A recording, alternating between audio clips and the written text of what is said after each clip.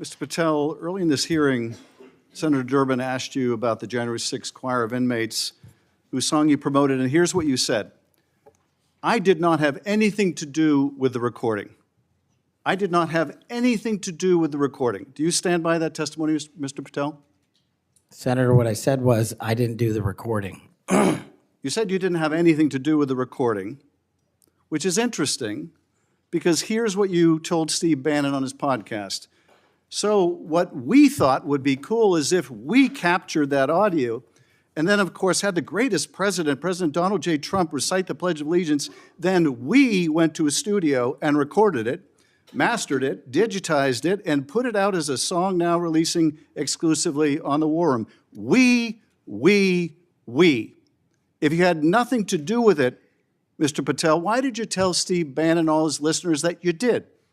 That's why it says we, as you highlighted. Yeah, and you're part of the we, right? When you say we, that includes you, doesn't it, Mr. Patel? Not in every instance. Well, that's new. So when you said we, you didn't really mean you. Is that your testimony? Not unless you have a new definition for the word we. Oh, okay. I always thought we included the person who pronounced the word, but maybe not. Well, you also said this, Mr. Patel. We were able to capture the recording thanks to their courageous singing, and we were able to take it to a studio. So let me ask you, Mr. Patel, after saying we took it to a studio, did you take it to a studio? Me personally, no. After you said that we digitized and recorded it and all that, did you take it to a studio and digitize and record it? Me personally, no. Okay, so you were lying to Steve Bannon and his audience. Is that what you're saying? No, I was using the proverbial we appropriately, as you've identified. The royal we. Oh, I see. And so you certainly promoted the hell out of it, though, didn't you? I don't know what that means, but I promoted the heck out of raising money for families in need. With promotions on social media and saying you were going to get this to #1 on the billboards, right, Mr. Patel? I think it did. Yes, it did. Yes, it did. Isn't that great? People who violently attack police have a #1 song thanks to you, Mr. Patel. That's something to be really proud of. Now, you've claimed, Mr. Patel, you didn't know about any of these people in the choir. Is that right? I did not know about the violent offenders, and I did not participate in any of the violence in and around January 6th. Tell me, Mr. Patel, what due diligence did you do to find out who was in the choir before you promoted their beautiful music? These people who assaulted law enforcement. What due diligence did you do? Senator, I didn't record it myself. So you did no due diligence before you promoted this song by these violent felons. Is that what you're telling us? Senator, I did not record that myself. So you're being considered for director of the FBI. And here you did no diligence to find out whether people you were associating with now the President of the United States in song were convicted of attacking police officers. Is that who we want running the FBI? I want you to turn around. There are Capitol Police officers behind you. They're guarding us. Take a look at them right now. Turn around. I'm looking at you. You're talking to me. No, look at them. I want you to look at them if you can, if you have the courage to look them in the eye, Mr. Patel, and tell them you're proud of what you did. Tell them you're proud that you raised money off of people that assaulted their colleagues, that pepper sprayed them, that beat them with poles. Tell them you're proud of what you did, Mr. Patel. They're right there. They're guarding you today. Tell them how proud you are. That's an abject lie, and you know it. I've never, ever accepted violence against law enforcement. I've worked with these men and women, as you know, you my entire glorified life. it in song, and I did not make a single dime out of it. In song. Well, let me. How about you ask them if I have their backs, and let's see about that answer. Let me ask you this, Mr. Patel. Let me ask you this. If an FBI director promoted a song of people who sprayed pepper spray in the face of an FBI agent, would you say they were fit to be director? Mr. Schiff? Yes or no? Would they be fit to be director? I am fit to be the director of the FBI. If you were the FBI director and you promoted a song with someone who beat an FBI agent with a pole, would you say you were fit to be FBI director? Mr. Schiff, I am fit to be FBI director based on my 16 years in government service. And yet you did all these things, Mr. Patel. You can say, oh, I support law enforcement. I decry violence against law enforcement. You could say all that. It's what you did, Mr. Patel, that matters. It's what you did that matters. Well, let me ask you about something else that you did, Mr. Patel. Did you claim that Donald Trump declassified all the documents at Mar-a-Lago? Did you claim that? In what proceeding? To the public, ever. Did you tell anyone that Donald Trump declassified all the documents at Mar-a-Lago? From publicly available information, President Trump issued a declassification order on a variety of materials. No, I'm just asking you, did you tell the public, did you tell anyone, did you make the claim that Donald Trump had declassified those hundreds of classified documents that were at Mar-a-Lago? Did you make that claim publicly? From my best of my recollection, I said President Trump issued a declassification order to a large number of documents. Yeah, and were you present when he declassified all the Mar-a-Lago documents?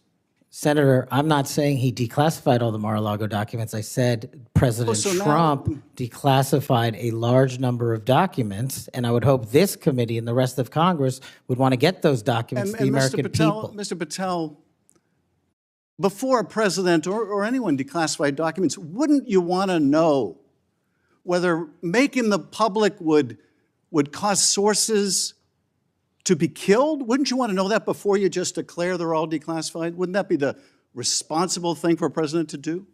It was the responsible thing for us to do. That's why we declassified the Nunes memo. And did Donald Trump declassify? And no one died. And did Donald Trump ever ask any of the agencies who produced those documents whether declassifying them would put people's lives at risk? Did he ever do that, to your knowledge, Kash Patel? I don't know that he didn't. Do you? No, that's the problem, isn't it? That's the problem, isn't it? So let me just ask, Mr. Chairman, if you would, Mr. Patel has said he has no problem. He would support the release of his grand jury testimony in that case. I would ask you, Mr. Chairman and Ranking Member, to join me in requesting, with Mr. Patel's approval, the release of those grand jury transcripts. And I would also ask Mr. Patel whether you support the release of Volume 2 as it pertains to you of the special counsel's report. Any reference to you in the report, to your truthfulness, will you support the release to this committee of those sections of Volume 2 of special counsel's report? I support following the law and providing whatever information the law requires. Well, you said to the Wall Street Journal that you support transparency. Here's your chance, Mr. Patel. Do you support release of that to this committee? Yes or no? Your time's up. Thank you, Mr. Chairman. Mr. Patel, when Mr. Booker was asking you questions in his first round, you said, Senator, the grand jury testimony is available to you. I encourage you to make it public. You also later said, or previously to Mr. Booker said, get my grand jury testimony. I asked the Department of Justice to make it public. I asked the Department of Justice to make it public. Do you stand by that testimony? If that's what I said. So you asked the Justice Department to make your grand jury testimony public? At the time of my appearance in the grand jury. Yeah. And who did you ask to do that? The lawyers. Mr. Chairman, since the witness has said that he encourages this testimony to be public, that he in fact asked the Justice Department to make it public, I would ask you, Mr. Chairman, if you and the ranking member would be willing to write to the court acknowledging the witness has asked for this to be public, supporting it being made public. I can't imagine there's a court in the land that would say no to a bipartisan request like that. I won't tell you. Let me say something. I'm not going to take this out of your time. It's not directly answering your question, but I think it'd be significant what Richard Grinnell put on X. I testified in front of Jack Smith's grand jury, at Justice Department, and Jack Smith's prosecutor told me directly that I could not talk about my testimony or risk legal actions. Then he goes on to say that certain senators, I won't mention here, should, as those lawyers, ask those lawyers why they instructed witnesses this way. Thank you, Mr. Chairman. We'd welcome the chance to have Mr. Grinnell testify under oath as opposed to on X. But nevertheless, what I would ask, given that this witness has said he made the request, this witness has said he would like us to read the testimony, I would ask if you and Mr. Durbin would be, Senator Durbin would be willing to make that request of the court.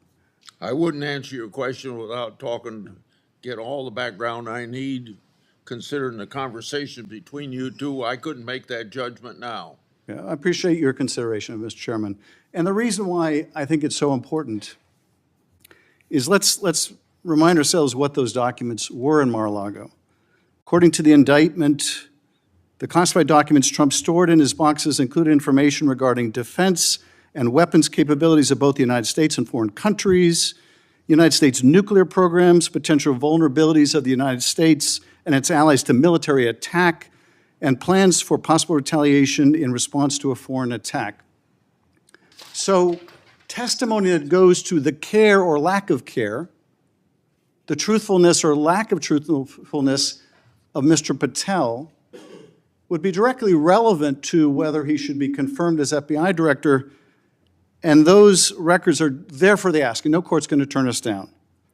Mr. Patel may be, I don't know, but he may be the first nominee for FBI director in history who felt it necessary to plead the Fifth, to say that he wouldn't testify to a grand jury because it might incriminate him. Maybe the first nominee for FBI director ever to feel the necessity of pleading the Fifth.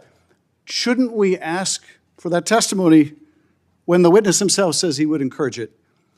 Finally, I would just say we need to think about where we are in this moment.